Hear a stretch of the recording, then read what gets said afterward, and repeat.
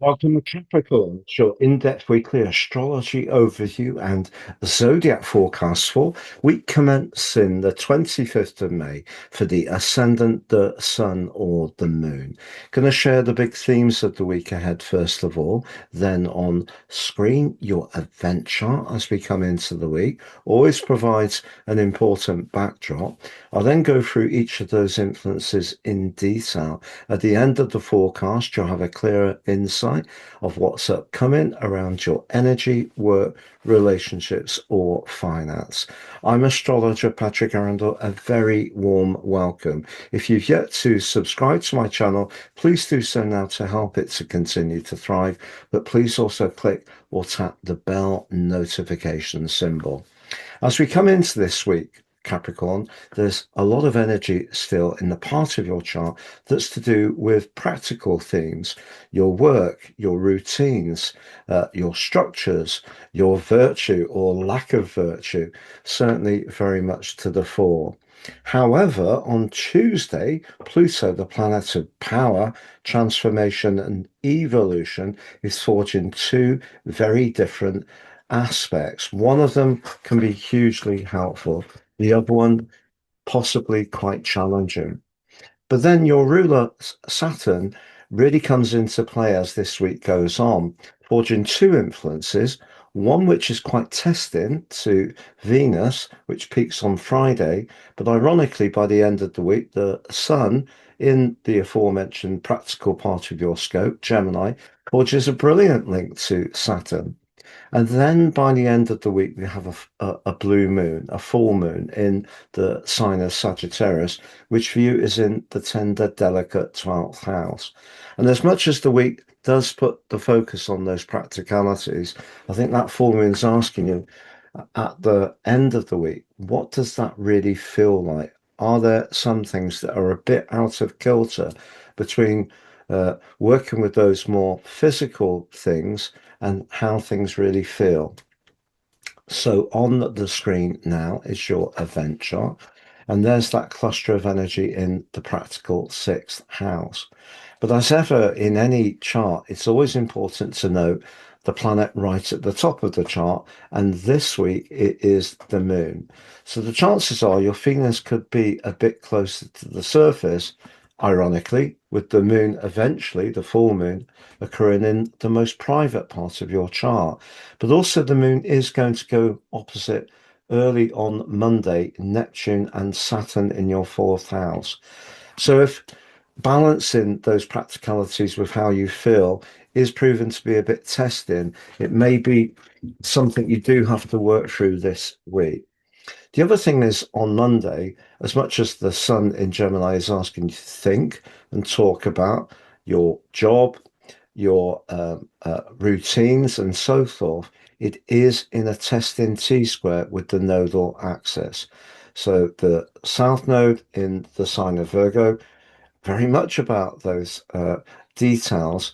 The north node in Pisces, much more about how things feel. And there could just be quite a lot of nervous energy. So if you come into this week feeling like the demands or obligations you have seem somewhat oppressive, it wouldn't be a complete surprise. But on Tuesday, you can truly supercharge your approach because Pluto and the Sun forge a trine. If there is something that you're changing, it could be your diet, it could be the amount of exercise or sleep that you're getting. It may be that you are trying to get a bit more organized.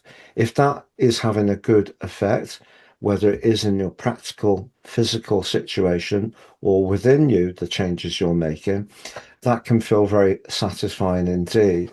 But there is also a square between Pluto and Mars, which reaches its peak on Tuesday as well. It hasn't happened for 2 years. It is a very, very high energy aspect, high voltage, if you like, because Mars in Taurus for you is very much wanting to enjoy the good things in life, life's earthy pleasures. And if you are wanting to be a bit less disciplined than these players in Gemini are asking you to be, it may be that some resentment could come up about that. Or in a relationship situation, perhaps you're wanting something different to a partner.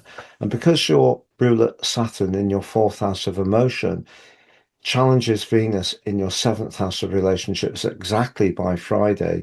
If there is something that's out of kilter, maybe you feel that you're doing a lot more of the heavy lifting than a partner, or perhaps it's at work. Maybe you feel that as much as you're trying to show goodwill, someone could be a line manager, could be a colleague, are taking liberties with you. But the great thing is that the sun moves forwards, Capricorn, and by the end of the week can in its link to Saturn, give you the opportunity to be very crisp and clear and precise in putting your point of view across. And someone can say, okay, I get that now. The issue, however, is that the blue moon, which occurs as the week draws to a close, is in a very psychological area. And 12th, 6th house full moons have a reputation for, particularly around our work, where people are not expressing their criticism or their scrutiny in a transparent way. So there may be a little bit of backbiting. So as much as you may be trying to do your best, just be aware that someone could be waiting to seize on a tiny detail you get wrong. However, you do have Mars in a quincunx with that position, that 12th house full moon. So whatever happens, if you need to stand up your position in a kind of outgoing and assertive way, the chances are you can. I'm going to summarize those four areas of vitality: your job, your finances, and relationships next. But just to say, you can order your personal horoscope, 3 for the price of 1. They used to be 30% off. I've slashed the price because I know people are feeling the pinch. The one you pay for is your life roadmap report, which helps us to understand the patterns that are played out repetitively in our lives, get more intimately understanding of them, but how to work forwards in the future more effectively. And the two that are free is your 12 months transit forecast and also your draconic soul karmic analysis, which helps us to look at astrology, life, and ourselves in a radically different and profound way. Please see the link below for more. If you'd like to watch the deep dive video on that square between Mars and Pluto, please see that on the screen. If you've yet to watch your Mars in Taurus 6-week forecast, we've got another 5.5 weeks to go. Please see that. If you'd like to talk to me one-to-one, it would be an absolute pleasure. I work with people the world over. Please see my testimonials below. And if you've yet to take advantage of your free daily written horoscope fired to your device each morning for your early day celestial pit stop, please sign up below. I think some people interested in natal astrology think daily horoscopes are not really valuable, but I don't agree. It's how they're written. And anyway, we can read them for our ascendant, our moon, our partner, our ex, whoever we want. So to summarize, as far as that energy is concerned, I think your emotional energy, particularly right at the start of this week and right at the end of the week, could be a little bit tender. However, it's a week when you could be very productive with the energy you do have if you really focus and don't get scattered. However, it's also a week when you may find that you want to be a bit more impetuous with your resources with that square between Mars and Pluto on Tuesday. But if that doesn't sit well with someone else, it could cause some tension between you.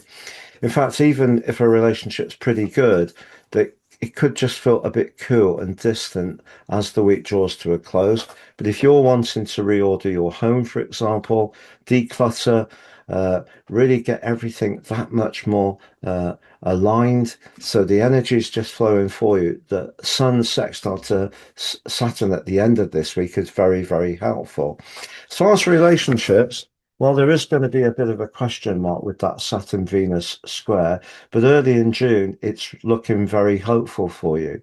As far as your financial situation is concerned, Pluto in that second house and the link to the sun suggests if you use detail and concentrate on the small minutiae, that's where you can squeeze out more value or feel more in control. It's been great being with you. Thank you so much for joining me, Capricorn. Have a wonderful week and look forward to seeing you again soon.